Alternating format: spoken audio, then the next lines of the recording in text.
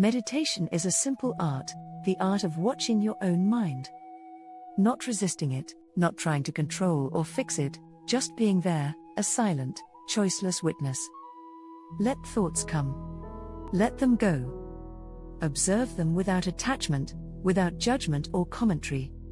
Don't say, "This thought is wrong," or "This one is noble and pure." The moment you judge, you are no longer meditating, you've become entangled, a participant instead of a watcher. Meditation means staying unrelated to the mind's drama. Cool. Still. Unmoved. Just watching. And then, a subtle miracle begins. Gradually, the traffic of thought slows.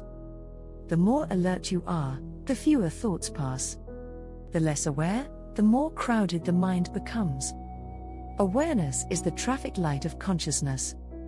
And when awareness becomes total, even for a fleeting moment, all thoughts vanish. The road is empty. Stillness descends. That stillness is meditation. At first, these silent spaces are rare. But slowly, they return. They linger. They welcome you with ease. And one day, you enter them freely, at will, without effort. These spaces rejuvenate you. They reveal the real you, unclouded by thought, unburdened by identity. To be free from the mind is to be free from all illusions about yourself. Now, you see yourself, truly, nakedly, wholly. To know oneself is to know all that matters. Without this, all other knowledge is noise. A man may master the world, but without self-awareness, he remains a stranger to his own soul, a walking encyclopedia, not a realized being. Freedom without awareness is a mirage. It has no substance. For without awareness, you remain a puppet of your unconscious, pulled by strings you cannot see. You may believe you're free, but belief is not freedom. You are still bound by instinct, desire, fear, ambition. Freedom begins only when awareness dawns.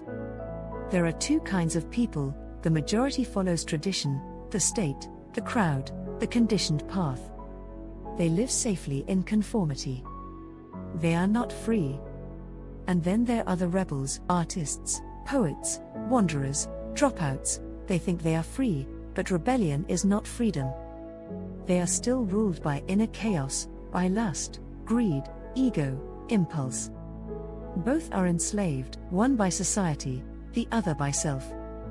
Real freedom belongs to the few who have awakened: Buddha, Jesus, Lao Tzu, Zarathustra. They lived in awareness. They mastered the mind, and lived beyond it. That is the path of the true seeker, to transform unconsciousness into consciousness. To cultivate awareness, patiently, lovingly, constantly. Then, freedom blossoms on its own.